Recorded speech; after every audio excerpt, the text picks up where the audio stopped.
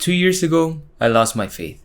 You know how Instagram has this feature that brings you like a little throwback Thursday to 1 year ago, 2 years ago, and you can repost this in your stories? Well, today I got this picture when I was in Nicaragua, traveling through this beautiful island called Ometepe, which is this gorgeous little island with two volcanoes, and you can rent a motorbike and go around the place. I totally recommend it. But it brought me back 2 years ago when I woke up. When I woke up from my indoctrination, as I was laying down in my tiny hostel bed in Ometepe. Of course, my waking up had been months in progress. It had been long underway through very subtle challenges to my faith. But it all came crashing down in that one moment as I was laying down in my bed with the cognitive dissonance in my brain at full volume. And I thought to myself, I can't do this anymore. I cannot continue to believe in something that deep down I realized is not true. So as I was laying in my bed, I realized I had to wake up.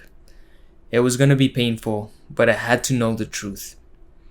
So I looked on YouTube, and the first video I ever saw as I was waking up was this video by Harrison from the channel The Truth Hurts, which I had seen it previously. I had seen the thumbnail before once, and it always stuck in my head. It was debunking of the story of Noah's Ark. And I think it's his most popular video that Harrison has. And it's an excellent dissection of the biblical story. Because I remember that story of Noah's Ark was one of the most decisive stories that destroyed my faith. Because it's so ridiculous. And it's possibly the most ridiculous Bible story ever. For a number of reasons. But that was my introduction. That was the beginning of the end for my faith.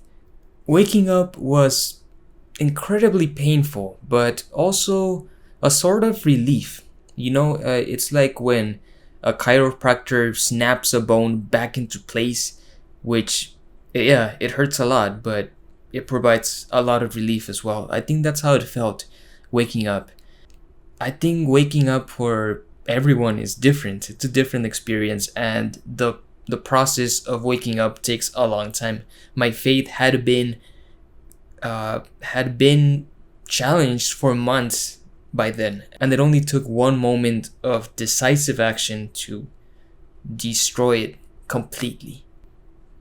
Realizing that everything you believed in your entire life is not based on reality is incredibly difficult, and some people take it better than others. I think I've been very fortunate so far in these last 2 years to have a family that has respected my decisions and that has been open to listen to my point of view, even if they disagree. Of course, it hasn't been easy. Since I woke up 2 years ago, I lost pretty much all of my friends in the organization. Even though I was never disciplined, I simply faded away. Which is, I know it's a privilege not every exiting witness has, A lot of people are disfellowshipped when they leave the truth. Others are cast out from their family, which was not my case. But it was an incredibly difficult transition as I had to rebuild my worldview from scratch. And from that tiny island in Nicaragua.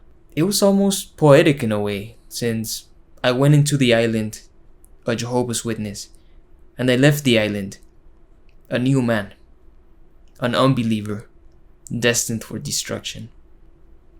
That same day I woke up, I watched a lot of YouTube to start deconstructing my faith. Of course, you know that the first YouTuber that an XJW comes across is probably Lloyd Evans, which was my case. I think Lloyd's videos were excellent in dismantling slowly and methodically JW propaganda.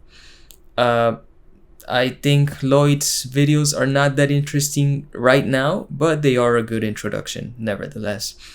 I also saw a lot of videos from the atheist YouTube community, which is also an invaluable asset at your disposal. Excellent YouTubers like Rationality Rules and genetically modified skeptic and Alex O'Connor. They're all great, and especially they're useful when you're trying to dismantle a fundamentalist upbringing. Especially when it comes to topics of biology, which you have been indoctrinated all your life not to believe in, just to dismiss completely. I had to relearn all of this at the age of 22. I had to relearn basic biology. I had to relearn how to be a moral person without the need to invoke a higher authority. These last 2 years have been a huge blessing, not only because my family has been respectful to me, which I always value a lot, but also because this community has given me the opportunity to deconstruct pretty much in real time. I have been making videos for more than a year now. I remember my very first video on this channel being really immature. The voice work was terrible. But I remember the very first video on Panda Tower was not on dismantling Jehovah's Witness theology, but it was dismantling Christianity in general. Because I knew once I was waking up, I had to deconstruct not only Watchtower, but the Bible itself. Because what some people fail to understand is that Watchtower is only a manifestation of a greater dogma, of a greater, I'm not gonna call it greater evil, because of course Christianity can also be good, but Watchtower is one of the most extreme manifestations of this Christian dogma, which I believe most XJWs get to dismantle Christianity, get to deconstruct from Christianity, but of course not all of them do. I don't agree with them, but hey, the good thing about leaving this high control group is that you get to think for yourself, and at least if you're gonna still believe in the Bible, at least you get to do it in a more nuanced way, getting far from the fundamentalist dogmatic approach that Watchtower takes. So I just saw this photo and man, all these memories came back. It has been a wonderful 2 years. I've grown a lot as a person, and hopefully one day I can share with you my whole waking up story, and I can actually show you my face. I cannot do that at the moment for family reasons, but I hope my videos so far have been encouraging to you. I do stick mostly to humorous takes and humorous rebuttals, because I know that humor is really useful when you're trying to heal from a cult. But I do try to make some serious videos every now and then. So I hope my channel has been good to you so far, guys. I just want to show my appreciation for 6,500 subscribers. You guys are the best. Once I woke up, I never imagined I was going to be doing YouTube, let alone that it was going to be kind of successful channel. It's 6,000 subscribers is not too bad.